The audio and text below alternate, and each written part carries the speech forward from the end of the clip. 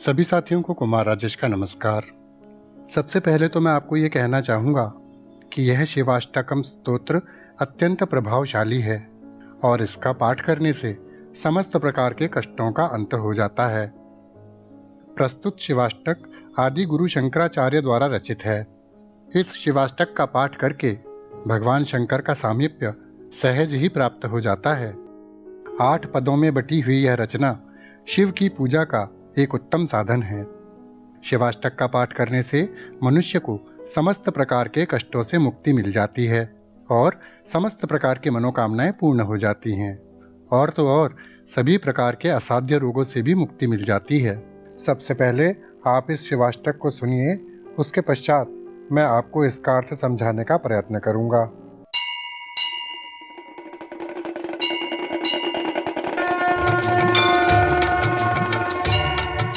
प्रभुं प्राणनाथं विभुं विश्वनाथं जगन्नाथनाथं सदानन्दभाजम्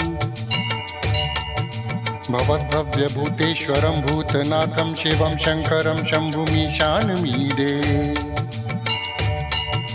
गलेरुण्डमालं तनौ सर्पजालं महाकालकालं गणेशादिपालम् जटाजूटगङ्गोत्तरङ्गैर्विशालं शिवं शङ्करं शम्भुमीशानमीडे मुदामाकरं मण्डनं मण्डयन्तं महामण्डलं भस्मभूषाधरं तम् अनादिं यपारं महामोहमारं शिवं शङ्करं शम्भुमीशानमीडे वटाधो निवासं महाट्टाट्टहासं महापापनाशं सदा सुप्रकाशम् गिरीशं गणेशं सुरेशं महेशं शिवं शङ्करं शम्भुमीशानमीडे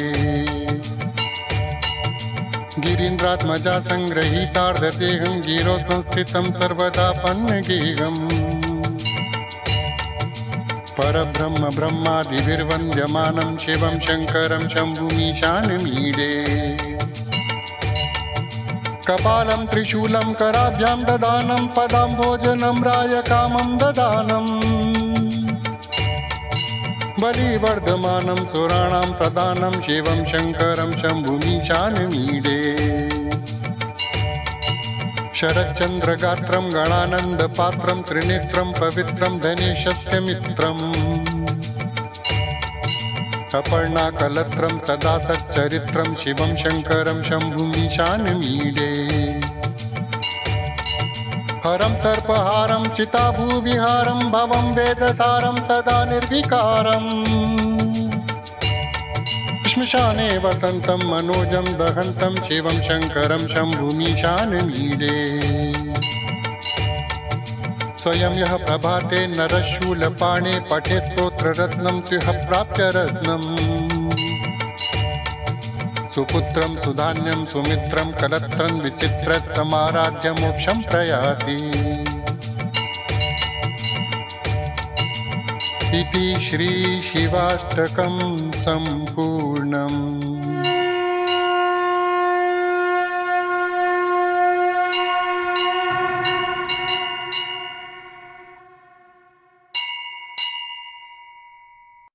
साथियों, अभी आपने श्री शिवाष्टकम स्तोत्र सुना।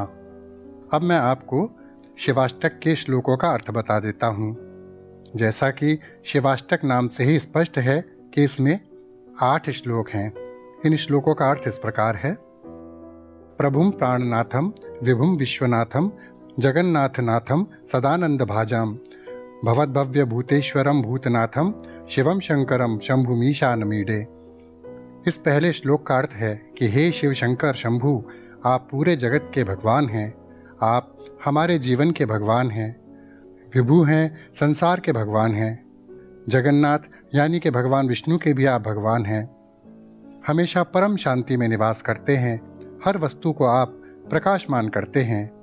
आप समस्त जीवित प्राणियों के भगवान हैं, भूतों के भगवान हैं। इतना ही नहीं, आप समस्त विश्व के भगवान हैं।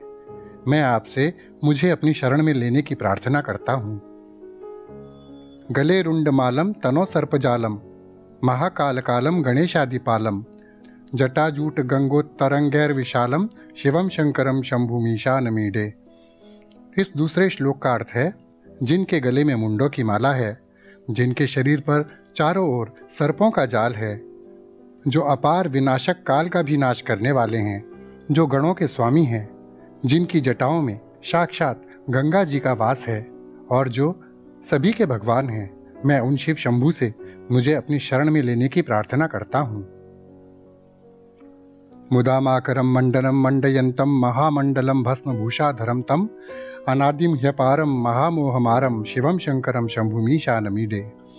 इस तीसरे श्लोक का अर्थ है, हे शिव शंकर शंभु, जो दुनिया में प्रसन्नता बिखेरते हैं, जिनकी ब्रह्मांड परिक्रमा कर रहा है, जो स्वयं विशाल ब्रह्मांड हैं, जो भस्म के श्रृंगार के अधिकारी हैं, जो प्रारंभ के बिना है, जो स्वयं एक ऐसा उपाय है, जो मोह माया का नाश करते हैं और सबसे बड़ी संलग्नक को हटा देते हैं और जो सभी के भगवान हैं, मैं आपकी शरण में आता हूँ।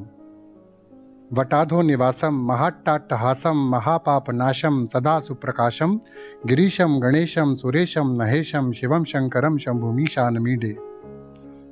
इस चौथे श्लोक का अर्थ है, हे शिव शंकर शंभु, जो एक बरगद यानी वट वृक्ष के नीचे रहते हैं, जिनकी मनमोहक मुस्कान है, जो बड़े बड़े पापों का नाश करते हैं, जो सदैव दैदीप्यमान रहते हैं, जो हिमालय के भी परमेश्वर हैं, जो विभिन्न गण और देवताओं के भगवान हैं, मैं आपकी शरण में आता हूँ।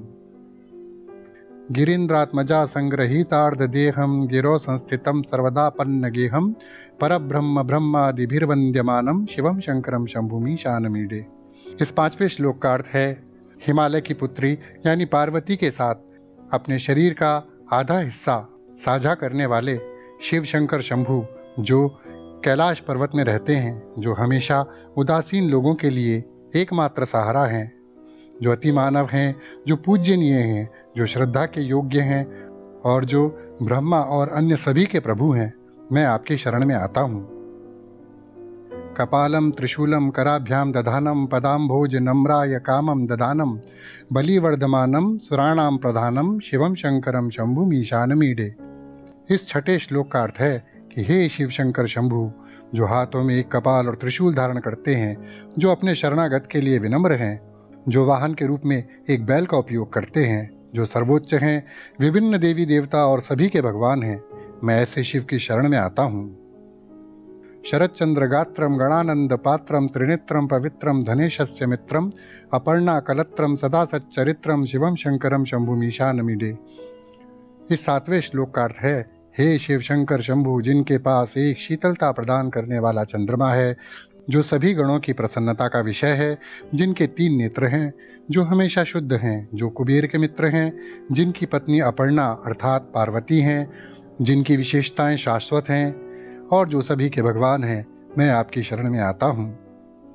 हरम सर्पहारम चिता भूविहारम भवम वेदसारम सदा निर्विकारम श्मशाने वसंतम मनोजम दहंतम शिवम शंकरम शंभुमीशानमीडे। इस 8वें श्लोक का अर्थ है, शिव शंकर शंभु, जिन्हें दुख हर्ता के नाम से जाना जाता है, जिनके पास सांपों की एक माला है, जो श्मशान के चारों ओर घूमते हैं, जो ब्रह्मांड हैं, जो वेद का सारांश हैं, जो सदैव शमशान में रहते हैं, जो मन में पैदा हुई इच्छाओं को जला रहे हैं और जो सभी के भगवान हैं, मैं उन महादेव की शरण में आता हूँ। इस तरह शिवाष्टक के 8 भाग मैंने आपको बताए। अब इसकी समाप्ति के लिए, स्वयं यह प्रभाते नरशूलपाणे पठे स्तोत्र रत्नम त्विह प्राप्य रत्नम सुपुत्रम सुधान्यम सुमित्रम कलत्रम विचित्र समाराध्य मोक्षम प्रयाति। इति श्री शिवाष्टकम संपूर्णम।